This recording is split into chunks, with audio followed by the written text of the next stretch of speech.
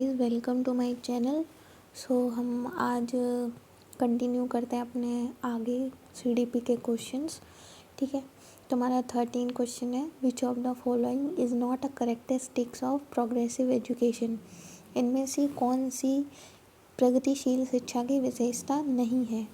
तो इसमें हमारा सेकंड ऑप्शन राइट है। देखिए, जो रटकर याद करने पर बल देना, ड्रिल एंड प्रैक्टिस, ये सारी चीज़ें जो हैं वो नेगेटिव पॉइंट्स में आती हैं। ठीक है, तो अगर ऑप्शन में किसी भी ऑप्शन में अगर रट कर याद करना और ये पूछा गया है और क्वेश्चन में नहीं लिख के दिया हुआ है कि इनमें से कौन सी बात गलत है या कौन सी बात सही नहीं है, तो आप क्वेश्चन पढ़ के ध्यान से आंसर दीजिएगा। ठीक है, तो जो रट कर देने वाली जो भी लर्निंग है वो अच्छी नहीं मानी जाती है। ठीक है, और करके सीखने को बढ़ावा देना ही प्रगतिशील शिक्षा का क्या होता है कि एक प्रगतिशील शिक्षा की विशेषता होती है। ठीक है, नेक्स्ट क्वेश्चन है हमारा 14, which of the following statement about language and thought is correct from a Vygotskian perspective. भाषा और संज्ञान के बारे में कौन सा कथन वाइगॉस्की परिप्रेक्ष्य से सही है। तो इसका जो आंसर है वो हमारा ए है। राइट आंसर हमारा ए है।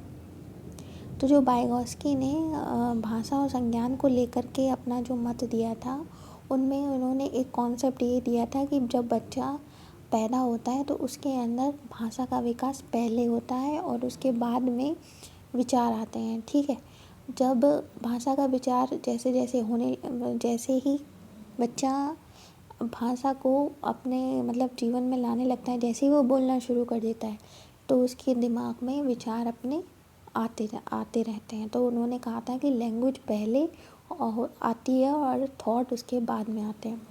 ठीक है, तो इसका जो राइट आंसर वो होगा A, language facilitate development of higher mental functions. ठीक है,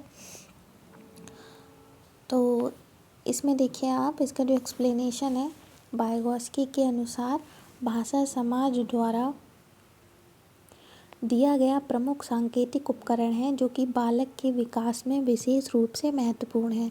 इनके अनुसार बालक के भाषा का विकास अंतर्क्रिया द्वारा ही होता है। भाषा का विकास मानव चिंतन के स्वभाव को बदल देता है। बच्चे भाषा का प्रयोग न केवल संप्रेषण अपितु स्वनिर्देशित तरीके से कार्य करने के लिए अपने व्यवहार हेतु योजना बनाने, निर्देश देने व मूल्यांकन करने में भी करते हैं। ठीक है, और ये देखिए, ये लास्ट पॉइंट भी निजी भाषा को लेकर के क्वेश्चन आते हैं कि निजी भाषा का कॉन्सेप्ट किसने दिया था। तो निजी भाषा का भी कॉन्सेप्ट वाइगॉस्की ने दिया था।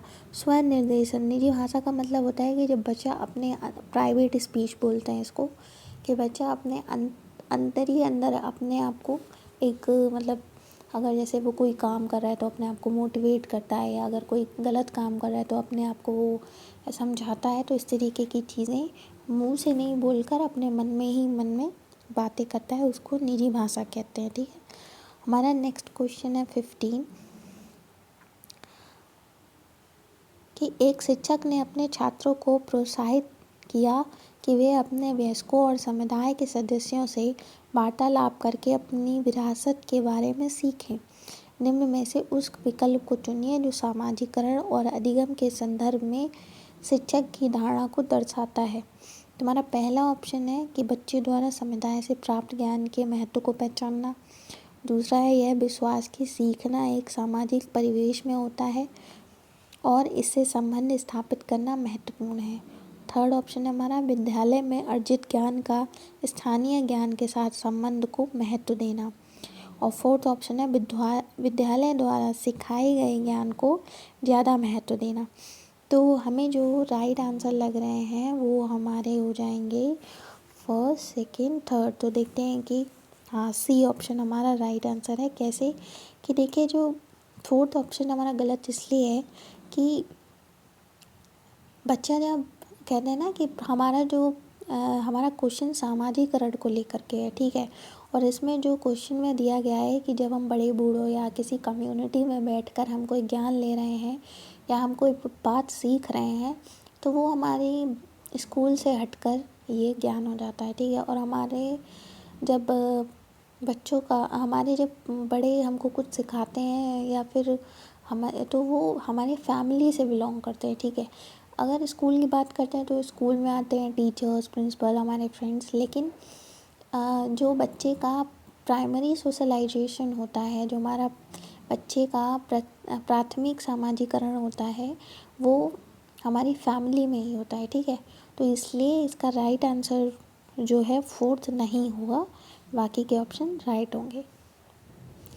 अब आते हैं हमारे नेक्स्ट क्वेश्चन पे 16 पे। देखिए जो ये डिसकैलकुलिया, डिसफ्रेक्सिया और डिसग्राफिया, डिसलेक्सिया, ये बहुत ज़्यादा इम्पोर्टेंट है। इनमें से पक्का एक क्वेश्चन आता ही आता है, ठीक है। तो ये आप अपने ज़रूर पढ़ कर जाइएगा। देखिए डिसलेक्सिया का मतलब होता है पठन वैकल्य, कि कोई बच्चा है उसको पढ़ने में दिक्कत हो रही है। कैलकुलिया का मतलब होता है कि कोई किसी बच्चे को कैलकुलेशन करने में प्रॉब्लम होती है, ठीक है। वो कैलकुलेशन नहीं कर पाता इजीली, उसको कुछ ना कुछ मतलब प्रॉब्लम होती है। अब आता है डिस्ग्राफिया, कि बच्चे को लिखने में या कुछ जो ड्राइंग है उसको करने में उसे प्रॉब्लम होती है, ठीक है। और डिस्फ्रेक्सिया का मतलब होता है कि मैं अभी कंफर्म नहीं हूँ, मैं आपको बाद में बता दूँगी, ठीक है। हमारा जो 16 क्वेश्चन है वो mathematical disorder in context of learning disability.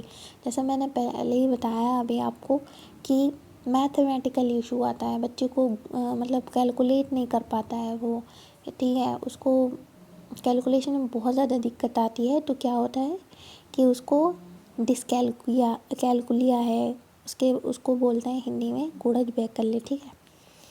अब हम आते हैं हमारे नेक्स्ट क्वेश्चन पे। सलमा 5 वर्षीय लड़की है। वह जब 3 साल की थी तो उसने बिना किसी बाह्य निर्देश के संगीत, वाद्य यंत्र, गिटार बजाना सीख लिया था।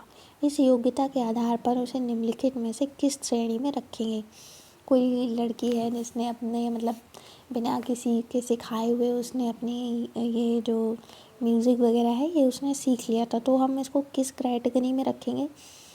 तो इसका जो राइट आंसर है वो है सी, प्रतिभाशाली बच्चे।